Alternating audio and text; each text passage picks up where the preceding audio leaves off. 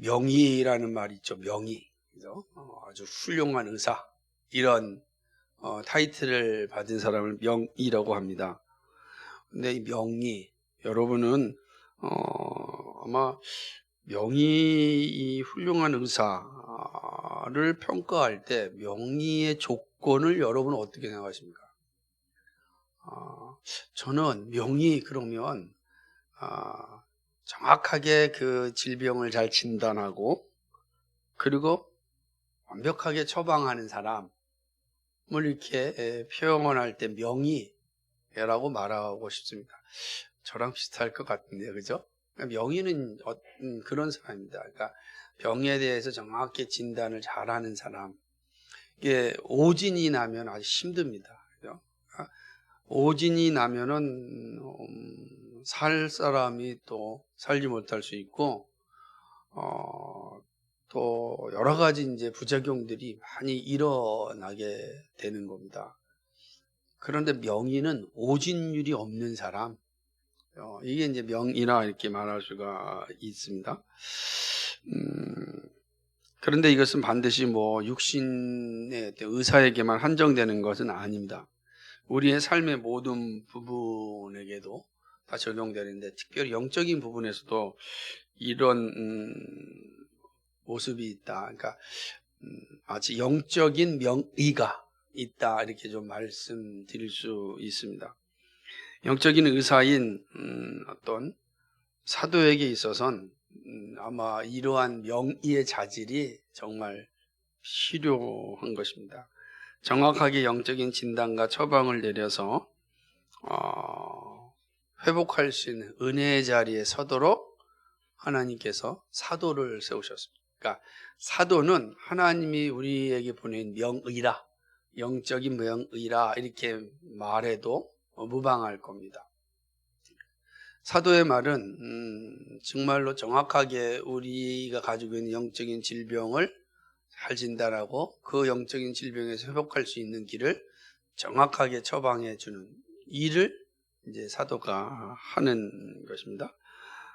오늘날 목사들 역시 그러한 사명을 가지고 있고 그리스도인들 우리 역시도 다양한 삶의 영역에서 영적인 의사의 역할을 감당해야 됩니다. 그래서 영혼의 의사라 이렇게 표현하기도 합니다. 그러니까 설교자들을 향해서 영혼의 의사다. 그러니까 육신의 의사가 있다고 한다면 영혼의 의사도 있다 이렇게 표현할 수가 있는 거죠. 그런데 육신의 의사든 영혼의 의사든 그 기준은 똑같은 거예요. 정확히 잘 진단하고 처방하여 완치할 수 있게끔 하는 것이 바로 이제 의사의 역할이라고 보는 거죠. 오늘 우리가 읽은 본문은 영적 의사로서의 바울 사도의 모습, 명의로서의 영적인 명의로서의 바울의 모습을 잘 볼 수가 있습니다. 바울은 많은 고생의 열매로 고린도 교회를 세웠습니다. 그렇죠? 고린도 교회는 그런 어떤 어려운 가운데 세워진 그런 교회예요. 왜 그러냐? 고린도 지역 자체가 어려운 지역입니다. 우상도 많고 또 부유한 동네이기도 하고 그러다 보니 여러 가지 이권과 권력과 다양한 어떤 이방 종교들이 혼합되어져 있는 그러한 지역이기 때문에 그런 지역에 거룩하고 선명한 교회를 세운다는 건 쉬운 일이 아니죠. 모든 사람이 다 이렇게 눈을 부릅뜨고 쳐다볼 거 아니겠습니까? 저것들이 뭐 하는 거야? 라고 쳐다보고 자기들과 생각이 다르고 방향이 다르면 얼마든지 이제 문제 제기를 하는 것 아닙니까? 그러다 보니까 세워진 교회 안에서도 그러한 모습들이 또 이어지고 있었던 것입니다. 교회가 그 어려운 가운데 세웠는데 세워진 교회 안에서 다툼이 일어나는 겁니다. 그러니 또 속상한 거죠. 어려운 지역에 어렵게 교회를 세웠으면 어려움을 알고 교회를 잘 세워가야 되는데 그러지 않고 그 어렵게 세워진 교회 안에서 다툼이 있는 겁니다. 참 이처럼 슬픈 게 없어요. 여러분, 교회가 세워지는 게 얼마나 힘든지 모릅니다. 근데 교회를 허무는 건 정말 순식간에 일어나거든요. 그래서 참 마음이 아픈 거죠. 그러니까 바울 사도 입장에서도 이렇게 어려운 지역에 어렵게 교회가 세웠는데 교회 안에 분란이 일어나니 얼마나 속이 차겠습니까? 마음 타는 거죠. 마음이 아픈 거죠. 일부의 유대인들이 또 바울을 고소하고 핍박합니다. 그러다 보니까 또 바울이 이 고린도 교회도 오래 있을 수도 없었어요. 그래서 고린도 지역을 떠나야 되는 상황이 온 겁니다. 좀 진드기간이 있어서 교회가 잘 세워질 때까지 있었으면 좋겠는데 또 그러지 못한 거죠. 막 주변에 핍박이 있고 고소가 있으니까 또 바울은 그 지역을 떠날 수밖에 없었던 것입니다. 하지만 몸이 떠난다고 해서 마음까지 떠나는 건 아니지 않습니까? 몸은 타의에 의하여서 강제적으로 떠났지만 마음은 떠나지 않은 거죠. 늘 고린도 교회에 있는 거예요. 저 교회가 잘 세워져야 되고 저 지역에서 중요한 역할을 해야 되는데 참 여러 가지 생각이 있죠. 실제로 고린도 그 지역을 지금 현재 있는 고린도 지역을 가게 되면 고린도 지역 들어가는 입구에 가장 큰 신전이 있어요. 그러니까 우상 신전이 있고 그리고 그 신전을 주변으로 도시가 형성되고 그 옆에 이제 바울의 그 고린도 교회 터라고 하는 것이 있습니다. 그러니까 고린도 지역을 상징하는 그러한 신전이 있고 그 신전에서 눈을 들어 보면은 큰 산이 있는데 그 산 꼭대기는 뭐 엄청난 이방 신전이 있어서 거기서 광란의 파티가 항상 일어나고 있습니다. 그러니까 산 꼭대기로부터 저 바닷가 이르기까지 고린도 지역 전체가 다 타락의 도시란 말이에요. 예, 우상의 도시고 그렇게 그곳에서 교회가 세워졌으면 목숨 걸고 교회를 지켜야 되는데 그러지 못한 거죠. 그래서 이제 강제로 교회 이 지역을 떠나야 됐던 바울의 입장에서는 고린도 교회를 늘 마음에 둘 수밖에 없었던 겁니다. 그리고 이 고린도 교회를 향하여서 본인이 가지고 있는 마음을 다하여 이제 편지를 보내는 것입니다. 고린도 교회에 있는 다양한 문제들을 들었고 그 문제들을 해결할 수 있는 길이 무엇인지를 알았던 바울은 그 문제 해결의 방법을 서신을 통하여서 알려주는 겁니다. 그게 사실 고린도 전서 후서예요. 그러니까 고린도 전서 후서는 한마디로 본다면 문제 많은 교회, 다양한 문제들이 막 쏟아져 나오고 있는 이 교회를 건강하게 세울 수 있는 길을 알려주는 거죠. 그래서 고린도 전서 후서는 바울이 고린도 교회를 정확하게 진단하고 있고 그 진단한 것에 대한 바른 처방을 세세하게 보여준 것이 고린도 전서 후서죠. 여러분이 고린도 전서 후서 우리 다 설교를 다 했기 때문에 이 부분에 있어서도 우리 하이델베르그에 보면은 지난 했던 설교 모집이 다 있어요. 한번 보실 분이 있을지 없을지 모르지만 그러나 성경을 읽다가 궁금하면 찾아보면 좀 더 이해가 되지 않을까 생각을 합니다. 바울은 혼란 가운데 있는 이 고린도 교회를 바르게 세우기 위하여 편지를 써서 보냅니다. 바울이 이 고린도전서 보게 되면 1장부터 14장까지는 고린도 교회가 가지고 있는 그 문제들에 대한 진단입니다. 그러니까 14장까지 진단을 하는 거예요. 고린도 교회가 어떤 문제를 가지고 있고 너희들이 가지고 있는 문제, 질병의 원인이 뭔지를 잘 이게 진단을 합니다. 14장까지는 진단을 하는 거예요. 그리고 15장에 와서 그 처방을 이제 이야기합니다. 그러니까 14장까지 고린도 교회의 문제를 다 진단해요. 영적인 명이니까 다 하고 나서 그리고 15장, 고린도서 15장에 와서 이제 처방을 내리는 거예요. 처방전을 이제 써서 내리는 거죠. 그 고린도 교회가 회복되고 건강하게 되는 길은 무엇인가? 그 처방전이 뭐냐면 바로 복음이다. 이런 거죠. 복음으로 돌아가는 거다. 지금 이 문제, 이 교회의 많은 문제 해결은 다른 게 없다.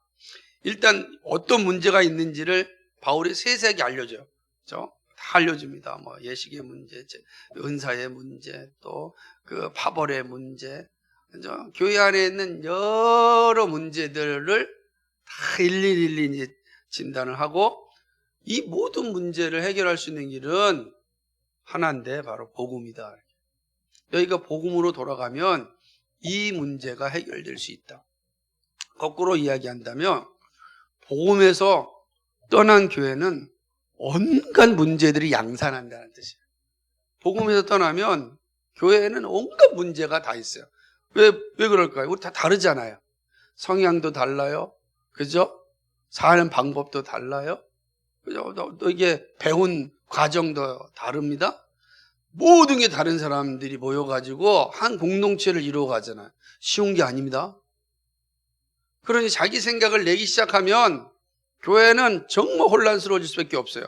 자기 생각이 다 옳게 보이죠. 사람은 다 확증 편향을 가질 수밖에 없기 때문에 내가 본 거, 내가 들은 거, 내가 안 것이 최고예요. 그래서 이야기하기 시작하면 혼란스럽습니다.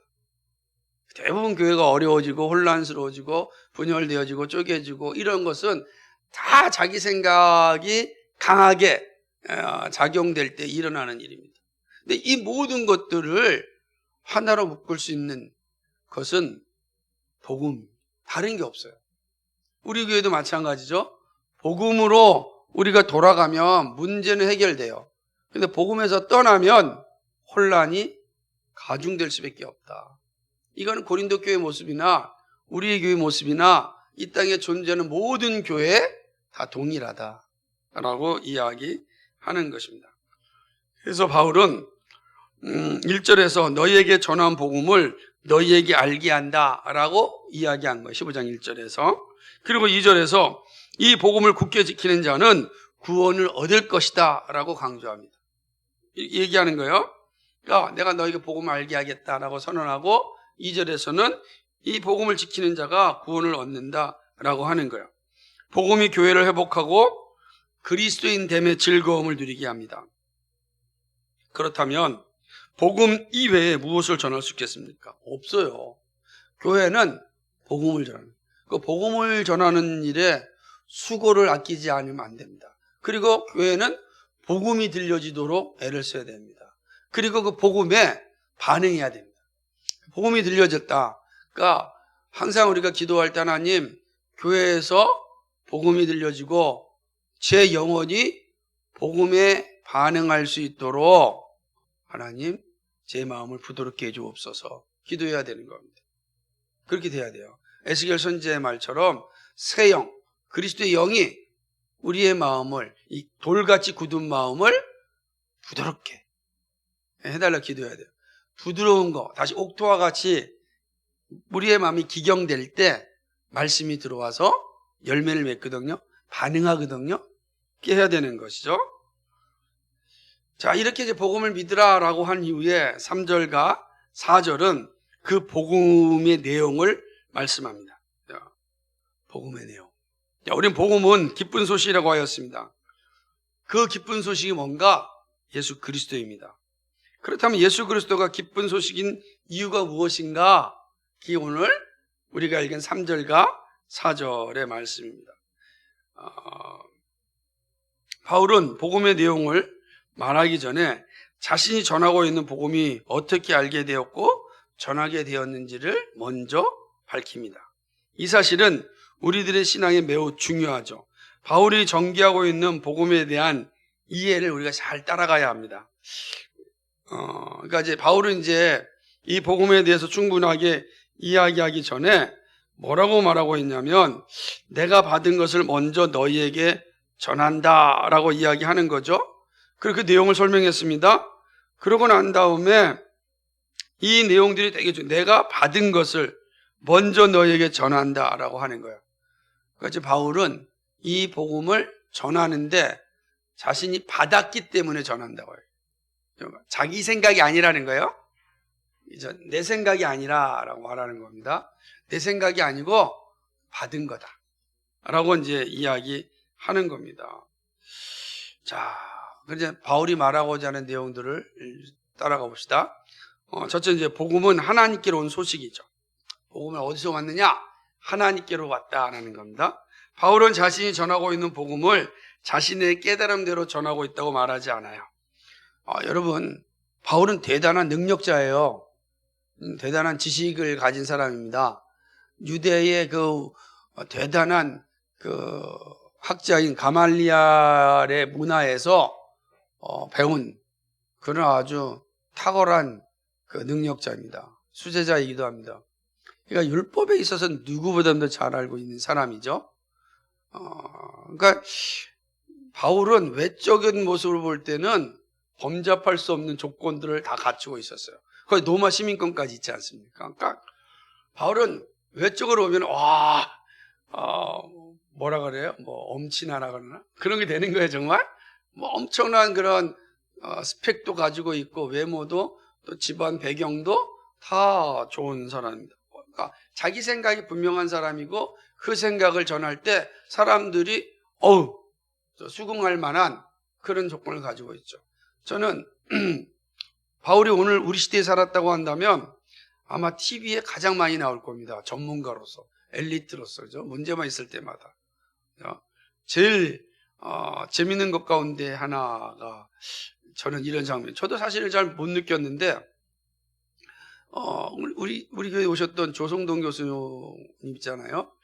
대화를 하는데 가장 이해할 수 없는 한국 사회의 모습 가운데 하나를 꼽으면서 뉴스가 나오는데 반드시 뉴스가 나오면 그 옆에 평론가가 그 뉴스를 더 설명해 준다는 거예요. 이해가 잘 안 된다는 거예요. 이미 뉴스가 나왔으면 뉴스를 이제 받은 시민들이, 국민들이 그 뉴스에 대해서 분별하고 판단하고 생각해야 되는데 그 뉴스를 옆에 있는 평론가가 해설해 주는 거예요. 그러니까 뉴스를 봤는데 내가 그 뉴스를 해석하는 것이 아니라 평론가의 해석을 받는 거예요. 여러분 TV를 틀어보면은 매일 누가 나와요? 옆에 전문가들이 항상 있는 거예요. 그러니까 뉴스는 들을 필요가 없어요. 시간이 지나가면 뉴스가 무엇을 말했는지 생각이 안 나고 옆에 있는 평론가들의 해석만 계속 듣는 거예요. 그러니까 내 생각은 사라지고 주체적으로 생각하는 의식은 사라지고 이 언론에 휘두름을 당하는 거죠. 그럼 이 전문가라고 하는 사람이 누가 인정해 줬느냐? 저는 인정한 적이 없잖아요. 그죠? 제가 그 사람 세운 것도 아니에요. 그런데 끊임없이 막 듣는 거예요. 그 사람의 생각이 막 주입되는 거죠. 그래서 생각해 보면 뉴스를 왜 할까? 차라리 평론가들이 얘기만 하면 될 텐데 이렇게 되는 거죠. 우리의 시대가 그렇게 되어지는 그런 모습을 가지고 있는 겁니다. 그러니까 바울이 만약에 왔다가 하면 대단한 평론가였을 겁니다. 아마 그럴 정도로 당대에도 탁월한 사람입니다. 그런데 바울이 뭐라고 얘기하냐면 나는 내 생각을 전하지 않는다는 거예요. 하나님께로부터 받은 복음이다 라고 이야기합니다. 그러니까 나는 받은 걸 전한다. 이게 되게 중요한 의미예요. 난 받은 걸 전할 뿐입니다 라고 표현하는 거죠. 그래서 받은 거에서 벗어나지 않으려고 몸부림치는 사람이 사도 바울입니다. 바울은 다메섹 도상에서 예수님을 만났습니다. 그리고 사도로 부름을 받았습니다. 예수님을 만난 바울은 자신의 삶이 변화되었습니다. 자신의 삶이 완전히 변화된 거죠. 그리스도인들을 핍박하고 그리스도인들을 잡아 죽이는 일에 앞장섰던 사람이 그리스도인을 위하여 살아가는 거예요. 그리고 그리스도를 증거하며 살아가는 겁니다. 그리스도를 증거하고 그리스도를 믿는 그리스도인들을 위하여 살아가는 사람으로 완전히 인생이 바뀌었습니다. 바울은 다메섹에서 예수님을 만나고 난 뒤에 그의 생각이 바뀌었지만 그렇다고 해서 복음에 대한 완전한 이해에 이르지는 않았습니다. 그래서 사도들과 제자들로부터 다시 배웁니다. 그래서 바울은 사도들과 예수님의 제자들로부터 다시 복음을 받죠. 아나니아 이가야서 이끌림을 받고 그리고 복음의 진리를 다시금 받습니다. 그래서 온전한 깨달음의 자리에 이르게 되는 것이고 자기가 지금까지 공부하였던 그 구약 성경의 핵심이 바로 예수 그리스도를 향한 것이고 자기가 만난 예수 그리스도가 그렇게 공부하였던 그 열매구나, 그 핵심이구나 하는 것을 알게 되는 것이죠. 이런 사실을 사도들로부터 확증을 받습니다. 바울이 아무리 뛰어난 학자라 할지라도 사도들의 인증이 없다고 한다면 복음을 전할 수 없죠. 안 그렇겠습니까? 아무리 대단한 할지라도 예수님께서 복음을 전하라고 12사도를 세웠으니까 그 사도들이 아니라 그러면 그건 아닌 거예요. 그러면 당대에도 수없이 많은 이단들이 있었단 말이에요. 성경에 보게 되면 소날레당도 있고 천사 숭배자들도 있고 유대 율법자들 다 있었단 말이에요. 그들의 생각이 내가 옳다라고 전한다고 해서 옳다라고 인정을 받은 게 아닙니다. 왜 그러냐면 사도들이 아니다라고 했기 때문이에요. 사도 바울도 마찬가지예요. 그가 예수님을 만났습니다. 예수님을 만난 거 본 사람 아무도 없죠. 바울과 예수님과의 관계에서 일어난 거예요. 그런데 그가 하나님의 섭리 가운데 아나니아를 만났고 아나니아를 통하여서 이제 복음을 받아들이고 그리고 12사도들 앞에 서게 됩니다. 그래서 사도들이 바울의 전한 복음을 인정합니다.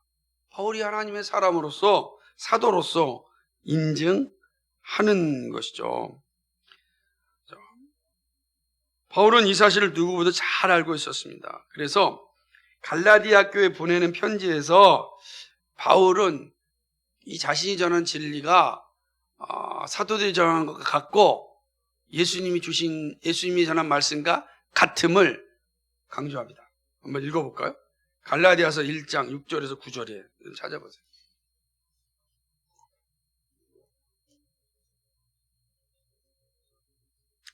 같이 읽습니다. 시작. 그리스도의 은혜로 너희를 부르신 이를 이같이 속기 떠나 다른 복음 쫓는 것을 내가 이상히 여기노라. 다른 복음은 없나니 다만 어떤 사람들이 너희를 요란케 하여 그리스도의 복음을 변하려 함이라. 그러나 우리나 혹 하늘로부터 온 천사라도 우리가 너희에게 전한 복음 외에 다른 복음을 전하면 저주를 받을지어다. 우리가 전에 말하였거니와 내가 지금 다시 말하노니 만일 누구든지 너희의 받은 것 외에 다른 복음을 전하면 저주를 받을지어다. 아멘. 이게 누구한테 하는 말이냐면 바울 자신한테 하는 말, 우선적으로. 나는 내가 받은 것 외에, 내가 하나님께 받은 것 외에 다른 복음을 전하면 난 저주받는다. 내가 저주받듯이 마찬가지다. 사도들도 다른 복음을 전하면 다 저주받는다. 그러니까 베드로를 향하여서도 이 말을 하는 거예요.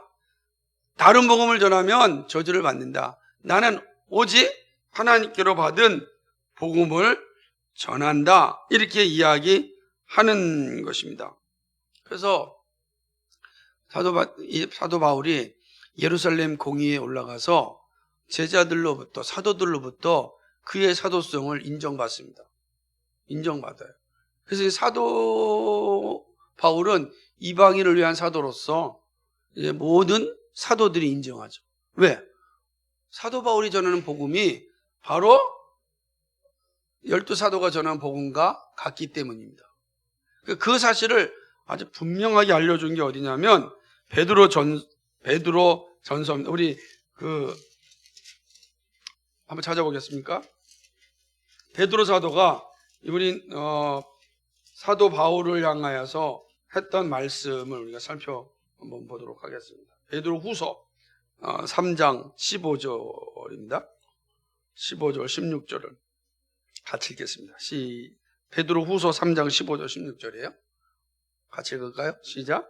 또 우리 주의 오래 참으심이 구원이 된 줄로 여기 우리 사랑하는 형제 바울도 그 받은 지혜대로 너희에게 이같이 썼고 또 그 모든 편지에도 이런 일에 관하여 말하였으되 그 중에 알기 어려운 것이 덜어 있으니 무식한 자들과 굳세지 못한 자들이 다른 성경과 같이 그것도 억지로 풀다가 스스로 멸망에 이르느니라. 아멘.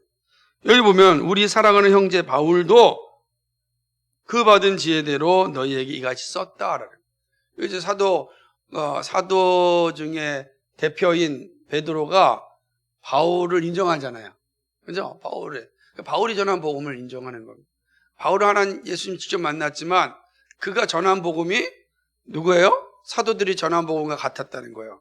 사도들은 어떤 복음을 전했습니까? 예수님께 들은 복음을 전한 거예요. 사도 바울은 어떤 복음을 전합니까? 예수님이 전한 그 복음을 그들이 전해요. 그게 자신만만하게 다른 복음을 전하면 그는 저주받는다, 이렇게 말씀할 수가 있었던 것입니다. 그래서 바울이 고린도 교회에 먼저 전한 것이 바로 복음이었습니다. 바울은 자신이 받은 복음을 먼저 전합니다. 다른 말이 많이 있지만, 지혜도 있고 지식도 있고 능력도 있지만, 교회 회복을 위해 먼저 해야 될 것은 복음입니다. 복음이 세워지고 난 다음에 나머지가 필요한 거예요. 그죠? 복음이 있는 것 중에 나머지 필요한 거예요. 여러분, 이번 달에 준 책 보게 되면은 내 마음, 쉼에 대해서 얘기하잖아요. 마음에 대해서 얘기하지만 되게 중요한 좋은 책이에요. 아마 읽으면 여러분 정말 유익이 될 겁니다. 의도가 있이 주는 거예요. 근데 복음이 없으면 준 이 책의 모든 가르침도 사실 의미가 없어요. 복음이 있을 때 나머지가 의미가 있는 거예요. 복음이 없으면 그냥 하나의 좋은 책이죠. 좋은 인문학 서적으로 끝나요. 그러나 복음이 있으면 그 나머지 인문학 서적들이 나의 영혼을 풍성하게 만드는 도구가 되는 거예요. 그러니까 우리에게 먼저 와야 될 것은 뭐예요? 복음이라는 거예요. 교회에 먼저 있어야 될 것은 복음이라는 거예요. 복음이 먼저 와야 우리가 비로소 인문학적 지식에 대한 풍성함을 이해할 수가 있는 거예요. 받아들일 수 있고 누릴 수가 있습니다. 그러나 이게 없으면 오히려 인문학의 핵심이 뭐예요? 인문학이잖아요. 사람에 관계된 거잖아요. 사람. 인문학은 사람이 부패되었고 타락하였다라는 걸 전제하지 않아요. 사람이 부패하고 타락하고 죄지었다는 것을 전제하지 않거든요. 그러니까 그렇게 가면 하나님은 더 이상 만날 수가 없게 되는 겁니다. 그러니까 그러나 복음이 오면 나머지 모든 것들이 풍성한 우리의 자양분이 될 수가 있다라고 하는 거죠. 바울은 이 고린도 교회를 향하여 먼저 전한 건 다른 것이 아니라 바로 복음이, 하나님께 온 복음이다라고 하는 거죠. 복음으로 세워진 교회는 복음으로만 살 수 있습니다. 그러므로 복음을 먼저 전하였다고 이야기하는 거예요. 그러니까 이 교회가 복음으로 세워졌기 때문에 복음으로만 살 수 있다. 그래서 나는 복음만 전한다라고 이야기하고 있습니다. 고린도 교회 보내는 편지의 서두에서 이 사실을 분명히 밝혔습니다. 고린도전서 1장 17절과 18절 한번 볼까요? 고린도전서 1장 17절과 18절에서 뭐라고 얘기하는지 같이 읽겠습니다. 시작. 그리스도께서 나를 보내심은 세례를 주게 하려 하심이 아니요 오직 복음을 전케 하려 하심이니, 말의 지혜로 하지 아니함은 그리스도의 십자가가 헛되지 않게 하려 함이라. 십자가의 도가 멸망하는 자들에게는 미련한 것이요 구원을 얻는 우리에게는 하나님의 능력이라. 뭐죠? 그리스도께 나를 보내시면 세례를 주게 하심이 아니라 뭐 하는 거죠? 복음을 전케 하십니다. 고린도 지역에 온 이유가 뭐예요? 복음을 전하게 하십니다. 교회가 세워진 이유가 뭐예요? 복음을 전케 하려 하십니다. 복음이 핵심입니다. 그렇죠? 복음. 그래서 이 복음은 하나님의 능력이란 말이에요. 그러니까 바울이 하는 일은 다른 게 아니라 이 복음의 모든 심혈을 기울인 거죠. 그래서 바울은 자신이 먼저 전하는 복음은 하나님께로 받은 것임을 아주 분명하게 이야기하고 있습니다. 그래서 자신은 이 받은 것 외에 다른 것을 전하지 않겠다고 밝힙니다. 동시에 문제 많은 교회의 회복도 복음 외에는 다른 길이 없음을 강조하는 겁니다. 다시 한번 정리하자면 고린도 교회는 복음으로 세워졌잖아요. 그러므로 고린도 교회가 자라나는 것도 복음이란 양식이 필요해요. 고린도 교회 문제는 복음이 지금 훼손됐기 때문에 그런 거예요. 복음의 영양실조가 교회의 문제를 일으킨 거예요. 그러므로 복음으로 다시 영양분을 채우면 건강해지는 겁니다. 이렇게 되는 거죠. 우리가 이 사실을 잘 이해하는 게 중요하다. 그래서 바울은 이 부분을 강조하는 겁니다. 교회의 회복은 복음이다. 교회가 회복될 수 있는 일, 복음이다.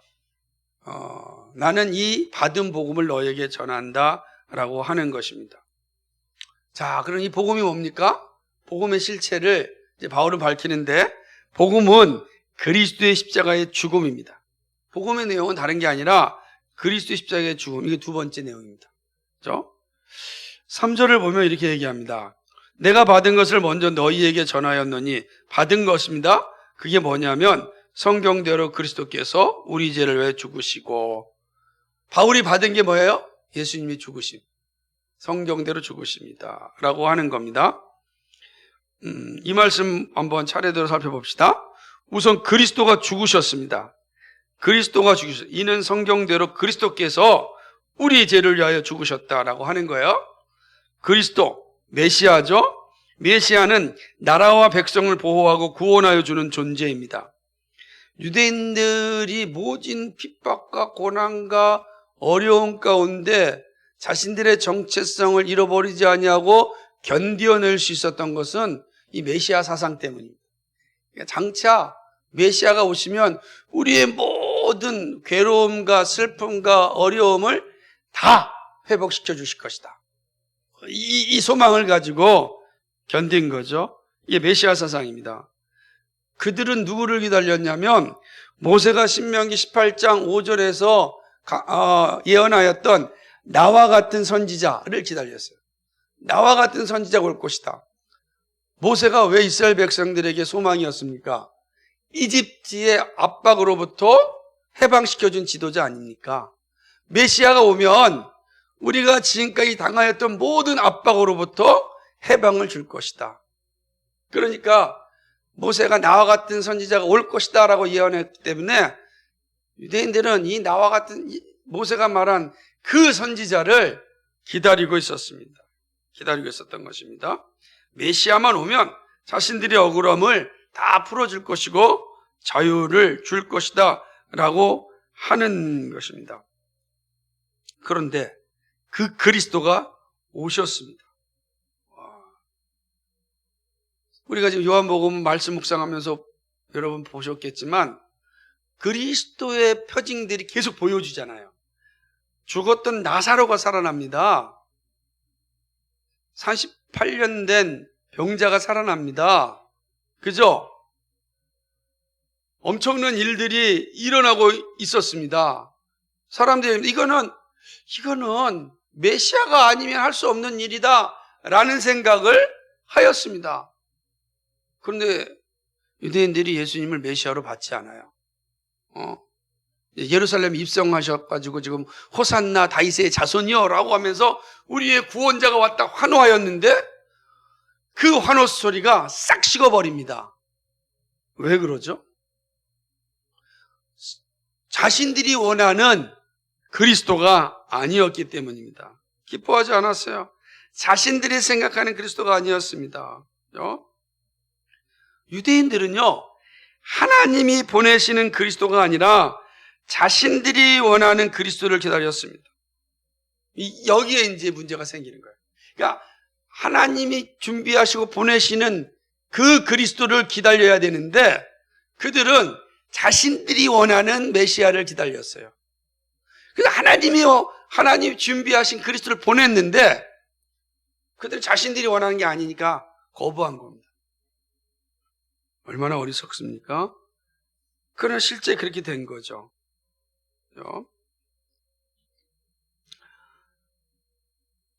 더구나 그리스도라고 하는 예수님이 십자가에서 죽습니다.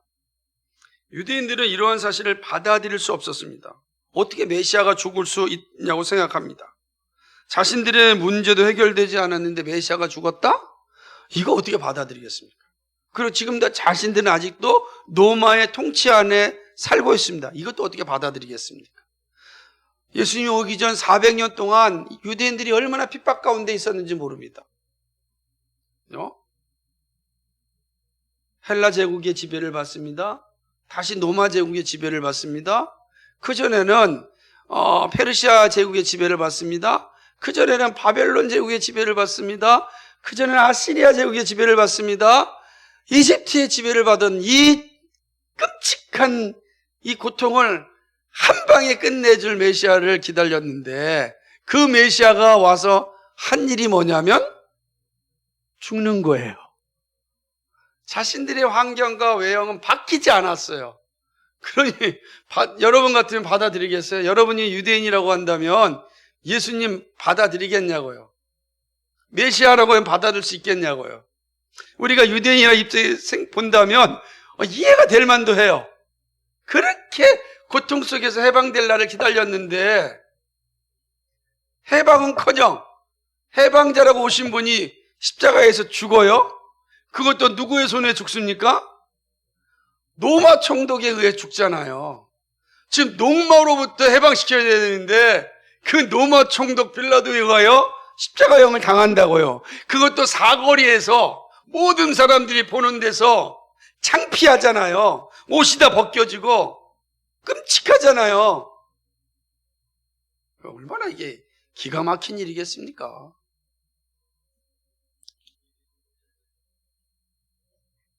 받아들일 수가 없었던 것이죠. 그러나 그리스도가 죽습니다. 이것이 복음입니다. 왜 그렇죠?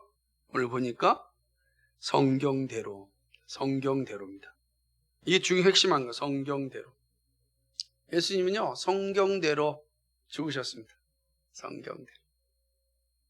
사람의 생각이 아니에요. 하나님의 방법과 하나님의 생각으로 죽으셨습니다. 성경대로, 하나님의 생각대로, 하나님의 방법대로, 하나님이 약속하신 대로, 하나님이 주신 대로 죽으셨어요.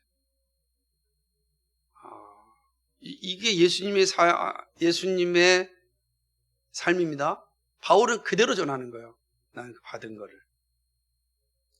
근데 성경대로 죽으신 예수님 어떻게 죽으셨습니까? 우리 죄를 위하여 죽으셨습니다. 우리 죄를 위하여 예수님의 죄가 아니고 우리 죄를 위하여 죽으셨다 그랬습니다. 그리스도의 죽으심은 단지 한 민족을 위한 죽으심이 아니라 온 인류를 위한 죽으심입니다. 세계를 구원하신 죽으심입니다. 그러니까 유대인들이 이해할 수가 없는 거죠. 유대인들은 자기 민족의 메시아를 기다렸어요. 근데 하나님은요, 온 세계의 구세주로 죽으신 겁니다. 이게 스케일이 다른 거예요. 그러니까 자기 민족에 갇혀 있으면 하나님의 뜻을 못 보는 거예요. 여러분, 신앙이 그런 거예요. 나와 내 가족에 갇혀 있으면 하나님 나라의 원대한 이 일을 보지 못하는 거예요. 나를 이 하나님 나라의 일원으로 보낸 것을 보지 못하는 거예요. 그럼 오로지 자기와 자기 가족에 거기에만 갇혀 사는 그런 좁쌀 신앙이 되는 거예요. 마치 유대인들처럼. 근데 예수님 어떻게 했습니까? 우리의 죄, 온 인류의 죄를 위하여 오셨고 죽으셨습니다. 온 인류가 받아야 될 죄의 형벌을 주님께서 감당하셨습니다. 성경은 인간에게 죽음이 어떻게 왔는지를 분명하게 말씀하고 있습니다. 바로 죄 때문입니다. 죄가 온 인류에게 죽음을 가져다 주었습니다. 그리고 죄는 우리로 하여금 하나님을 배반하게 만들었습니다. 하나님을 알되 하나님을 영화롭게 하지 않았습니다. 이게 죄의 결과입니다. 그래서 죄는 그대로 놔두면 항상 하나님부터 멀어집니다. 왜냐하면 죄를 즐겨야 되기 때문에 죄를 즐기는 자리에 누가 보고 있는 것을 절대로 용납하지 않아요. 그래서 하나님으로부터 멀어집니다. 자꾸 멀어지는 거죠. 그 멀어지는 게 바로 죽음이에요. 멸망인 것입니다. 다 멸망. 그래서 데살로니가 후서 1장 8절 9절 이렇게 얘기합니다. 하나님을 모르는 자들과 우리 주 예수의 복음을 복종치 않는 자들에게 형벌을 주시리니 이런 자들이 주의 얼굴과 그의 힘의 영광을 떠나 영원한 멸망의 형벌을 받으리라. 이게 얘기하는 거죠. 하나님을 모르는 자들, 우리 주 예수의 복음을 복종치 않는 자들 형벌을 받습니다. 왜요? 복음이 우리로 하여금 모든 죄로부터 해방시키는데 복음을 받지 아니하면 이미 그들에게 임한 죄로 인하여 죽는 거예요. 이게 형벌이에요. 형벌은 더 뭐가 주어지는 게 아니라 그 죄로 그대로 살다 그대로 죽는 걸 형벌이에요. 은혜는 죽어야 될 영원한 형벌을 받아야 될 우리를 건져내심이에요. 이해가 되시죠?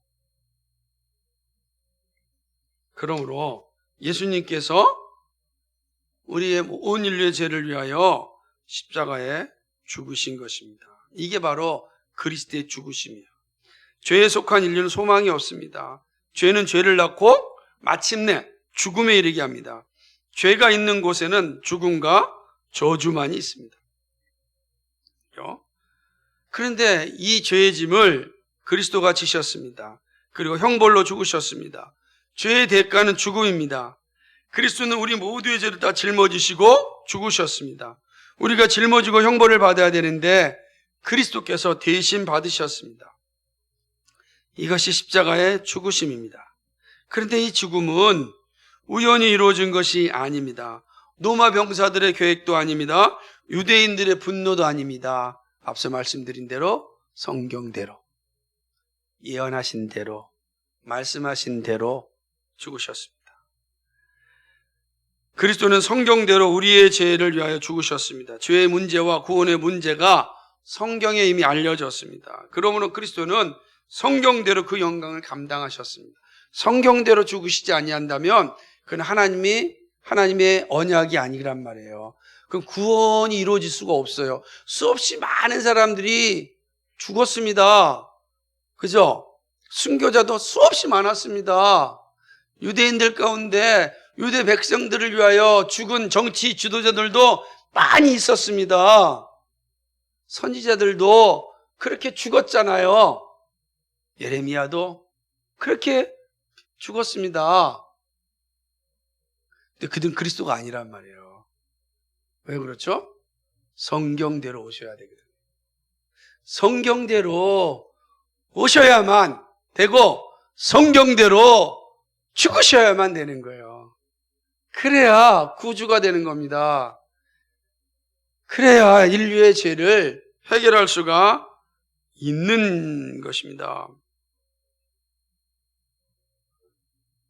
사실은 이 성경대로 그리스도의 죽으심은 하나님의 놀라운 사랑이죠. 시편 22편 1절에 이렇게 얘기합니다. 내 하나님이여 내 하나님이여 어찌 나를 버리셨나이까 어찌 나를 멀리하여 돕지 아니하옵시며 내 신음하는 소리를 듣지 아니하시나이까 이렇게 말하고 있습니다. 시편 기자가 메시아의 죽음을 미리 노래한 겁니다. 이 죽음이 있는 거죠. 그리고 예수님께서는 마가복음 15장 34절에서 시편 기자의 이 노래를 고백합니다. 엘리 엘리 라마 사박다니. 그죠? 아버지여 아버지여 어찌하여 나를 버리시나이까. 이게 바로 시편 22편 1절에서 시편 기자가 장차 오실 그리스도의 죽음을 예표한 겁니다. 그러니까 오신 그리스도는 처음부터 끝까지 성경대로 그 일을 행하신 거예요. 십자가를 왜 지셔야 됩니까? 성경대로 죽으셔야 됐기 때문입니다. 여러분 잘 생각해 보세요. 나사로가 죽었다 살아났잖아요. 죽은 자를 살리신 예수님이세요. 그러면 로마 정부가 뭐가 대단하겠습니까? 안 그러겠어요?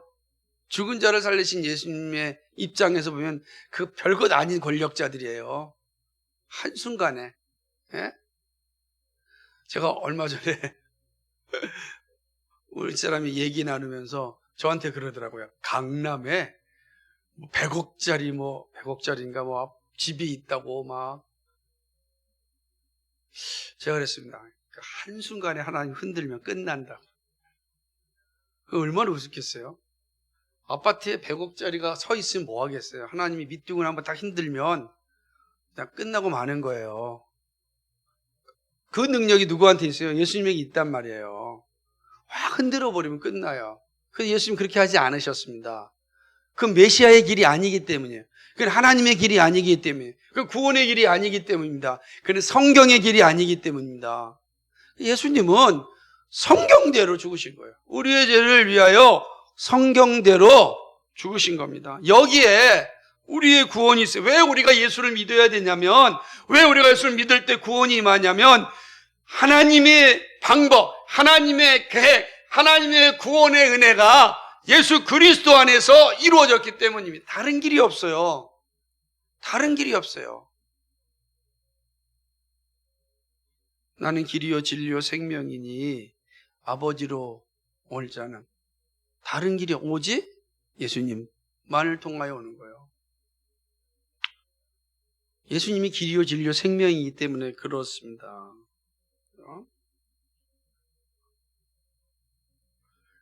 이사야 53장 4절과 6절도 그리스도가 우리의 죄를 담당하시고 죽으심을 말씀하고 있습니다. 그 내용이 그대로 십자가에서 이루어지고 있는 거죠. 이렇게 그리스도는 성경대로 우리의 죄를 위하여 죽으셨습니다. 이것이 복음이에요. 우리의 죄를 위하여 형벌받고 죽음으로 우리를 영원한 죽음으로부터 구원하여 주셨습니다.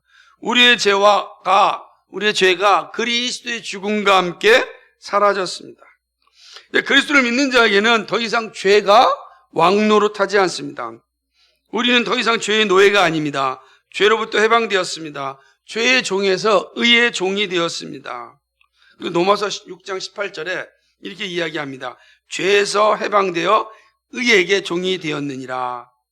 로마서 6장 22절에 그러나 이제는 너희가 죄에게서 해방되고 하나님께 종이 되어 거룩함에 이르는 열매를 얻었으니 이 마지막은 영생이니라. 영생이니라. 그게 어디서 일어나야 됩니까?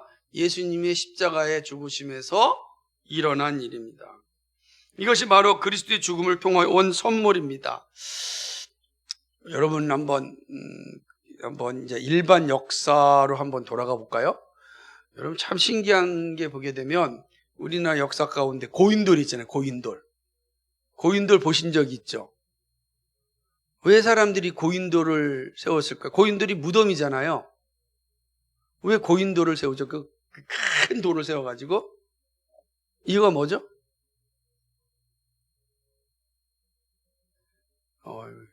우리 이번에 한국사 시험을 보셨던 우리 신년옥 군 한번 물어보면 고인돌을 왜 세우죠? 예? 권력을 보여주기 위해서. 오케이.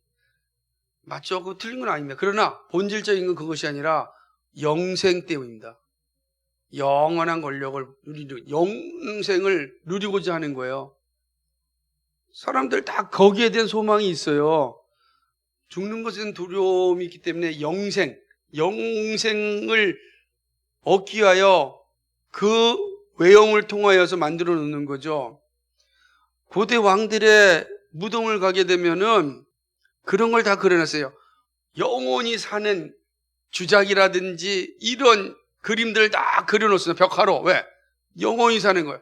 죽은 사람 무덤에 뭔 그렇게 일상의 그 그림들을 다 그려놓습니까? 영생에 대한 꿈 때문에, 소망 때문에 그런 거예요. 다 그런 그려놓은 겁니다. 죽어서도 누리겠다는 거예요. 피라미드가 그런 거 아니겠어요? 피라미드. 그 거대한 무덤을 왜 집니까? 영생에 대한 소망을 갖는 거예요, 사람들이. 영생에 대한 기대가 다 있는 거예요. 근데 영생은 그렇게 오지 않습니다. 그 영생의 길은 그런 방법으로 오지 않고 모든 사람들은 다 어떻게 됐어요? 흙으로 다 사라졌습니다. 다 사라진 거예요. 오직 영생은 예수 그리스도 안에 있는 거죠. 예수 그리스도가 영생의 길이 무엇인지를 우리에게 알려주셨습니다. 그러니까 사람들이 다 본성적으로 영생을 소망하지만 영생에 이룰 수가 없는 거는 영생의 길에 이르지 않았기 때문이에요. 잘못된 길로 갔으니까 영원한 멸망 가운데 가는 거예요. 영생으로 가는 유일한 길은 예수 그리스도입니다. 그 시작이 예수님께서 우리의 죄를 짊어지시고 십자가에서 죽으셨다라는 것에 있습니다. 그런데 이렇게 질문할 수 있죠. 아니 그럼 예수님도 죽으셨잖아요. 죽었으면 끝난 거 아닙니까? 그래서 복음의 두 번째 핵심이 뭐죠? 그것이 바로 그리스도의 부활입니다. 4절 같이 읽어볼까요? 시작. 장사 지낸 바 되었다가 성경대로 사흘 만에 다시 살아나사 여기에 부활의 소망이, 이 부활이 영생의 길이라는 거예요. 죽음을 이기셨습니다. 장사 지낸 바 되었다가 예수님 죽으셨다는 거예요. 십자가에 죽었고 장사 지냈습니다. 인간적으로 완벽하게 죽었다는 거예요. 끝났다는 겁니다. 모두가 확인했다는 거예요. 3일 동안 무덤에 갇혔어요. 끝났다. 더 이상 살아날 가망이 없어요. 확실한 죽음이에요. 지금도 장례식을 보통 3일 하잖아요. 다 끝난 거예요. 완전히 인간이 죽었다. 이걸 얘기하는 겁니다. 예수님이 그렇게 장사 지냈어요. 이 장면만 보면 예수님도 죽음의 지배를 받은 거죠. 더 이상 끝났습니다. 예수님 기절하신 거 아닙니다. 예수님 죽었습니다. 근데 뭐라고 얘기냐면 성경대로 죽으신 거예요. 예수님 성경대로 죽으셨어요. 완전히 죽으셨습니다. 그런데 성경대로 사흘 만에 다시 살아나십니다. 죽음을 이기시고 다시 살아나십니다. 성경이 말씀하신 대로 죽음에 머물러 있을 수 없습니다. 시편 16편 10절은 시인이 이 사실을 예언합니다. 이는 내 영혼이 음부에 버리지 아니하시며 주의 거룩한 자로 썩지 않게 하실 것임이니이다. 아멘. 오실 메시아에 대한 노래를 시편 기자가 하였는데, 다윗이 부른 이 시편 기자의 노래 가운데 핵심이 뭡니까? 내 영혼을 음부에 버리지 아니하시며 주의 거룩한 자로 썩지 않을 것이다. 인류 가운데 모든 사람은 다 썩었어요. 아무리 피라미드가 위대하다 할지라도 썩었습니다. 예? 얼마 전에 여기 문용왕릉을 갔다 봤는데 무덤이 되게 화려해요. 거기에 아무것도 없어요. 다 썩었습니다. 다 썩어서 사라졌습니다. 썩어서 사라졌다는 걸 뭘 말하죠? 영생이 없다는 거예요. 아무리 영생을 추구해도 없다. 그것이 말해주는 거예요. 근데 예수님은 썩지 않으셨습니다. 부활하셨습니다. 그죠? 흙으로 돌아가지 아니하시고 우리가 본 그대로 하나님께로 하늘나라로 올라가셨다라고 하는 것이죠. 죽은 자들의 첫 열매가 되게 하셨습니다. 죽음을 정복하셨습니다. 죽음이 그리스도를 정복할 수 없었습니다. 그리스도는 우리 모두의 죄를 지시고 죽음의 형벌을 받았지만 하나님은 그를 죽음 가운데서 살리셨습니다. 죽음이 그를 가둬둘 수 없었습니다. 호세아 6장 2절에 이렇게 이야기합니다. 여호와께서 이틀 후에 우리를 살리시며 제3일에 우리를 일으키시리니 우리가 그 앞에 살리라. 우리를 다시 구원하시는데 우리가 어떻게 다시 부활합니까? 그리스도 때문에. 그리스도가 부활하셨습니다. 그리스도를 믿는 자들은 그리스도와 함께 부활합니다. 그래서 영생에 이르는 거예요. 그 영생에 이르는 길은 오직 그리스도밖에 없다. 왜? 죽음을 보지 않고 죽음을 정복한 분은 예수 그리스도 한 분이기 때문에 그렇습니다. 하나님은 그리스도를 3일 만에 다시 살리셨습니다.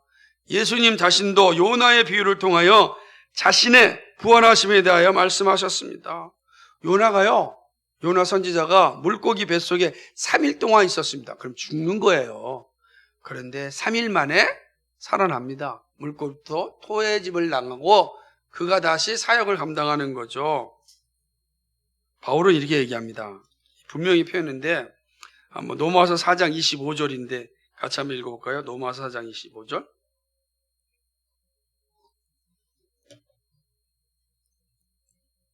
여러분 보세요. 같이 읽습니다. 시작. 예수는 우리 범죄함을 위하여 내어줌이 되고 또한 우리를 의롭다 하심을 위하여 살아나셨느니라. 아멘. 우리의 범죄함을 위하여 십자가에 죽으셨지만 우리를 의롭게 하여 하기 위하여 다시 살아나셨다라고 하는 거죠. 예수님의 부활하심은 예수 믿는 자에게 죄가 더 이상 지배자의 자리에 있지 아니함을 선언하시는 겁니다. 그리스도의 부활을 통하여 우리는 그리스도의 영광을 누리게 됩니다. 그리스도가 부활하심으로 우리는 의롭다함을 얻었습니다. 이제 우리는 부활 신앙을 가진 자는 죄의 노예가 아니라 의의 사람이 된 겁니다. 자, 여기서부터 오늘 아침에 들었던 말씀처럼 죄 죽임을 감당할 수 있게 된 거예요. 우리가 의의 사람이 되었기 때문에 죄 죽임을 할 수가 있게 된 겁니다. 저절로 죄 죽임이 아니라 우리가 그리스도께서 우리의 죄를 위하여 십자가에 죽으시고 우리를 의롭게 하시기 위하여 부활하심으로 그를 믿는 자는 죄 죽임의 자리에 설 수가 있는 겁니다. 이게 놀라운 은혜죠. 더 이상 죄의 속박 가운데 살 필요가 없고 영생을 바라보는 거예요. 아, 여기에 영생이 있으면 하는 거죠. 부활이 복음인 이유가 바로 여기에 있습니다. 우리의 의로움을 선언하여 주셨기 때문입니다.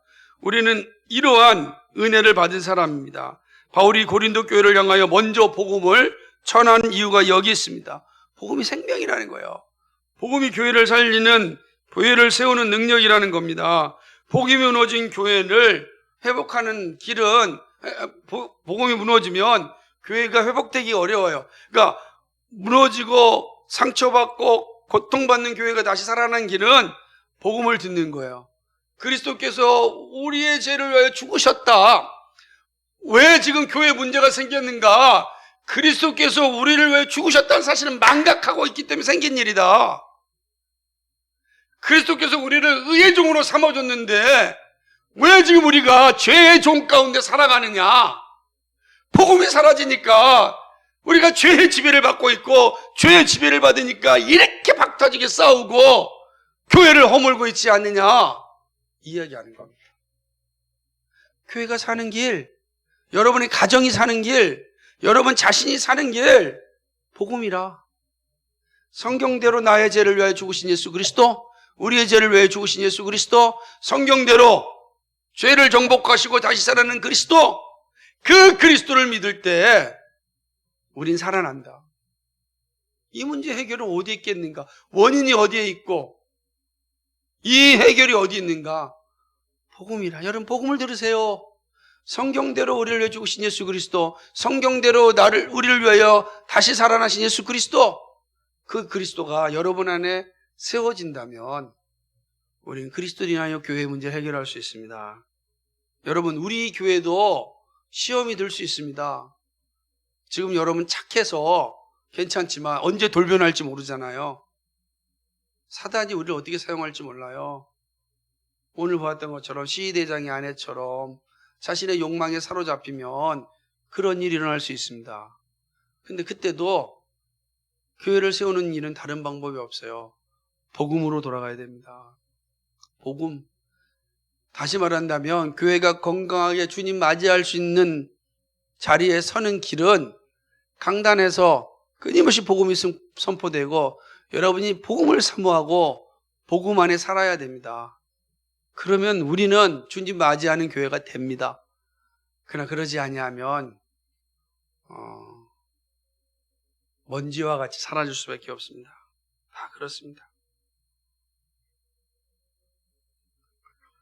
말씀을 맺으면서 제가 좋아하는 그 찬양 하나 읽으면서 끝낼게요. 6월절 어린 양이라는 찬양인데 여러분 잘 아시죠? 이 찬양 부를 때와 이 가사를 읽을 때 더 좀 다릅니다.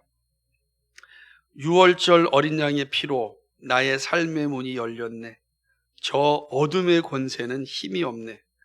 주 보혈의 능력으로 원수가 날 정죄할 때도 난 의롭게 살 수 있네. 난 더 이상 정죄함 없네. 난 주 보혈 아래 있네. 난 주 보혈 아래 있네. 그 피로 내 죄 사했네. 하나님의 긍휼 날 거룩해 하셨네. 난 주 보혈 아래 있네. 난 원수의 어떠한 공격에도 더 이상 넘어지지 않네. 난 주 보혈 아래 있네. 주 보혈 아래 있을 때 우리는 이길 수 있습니다.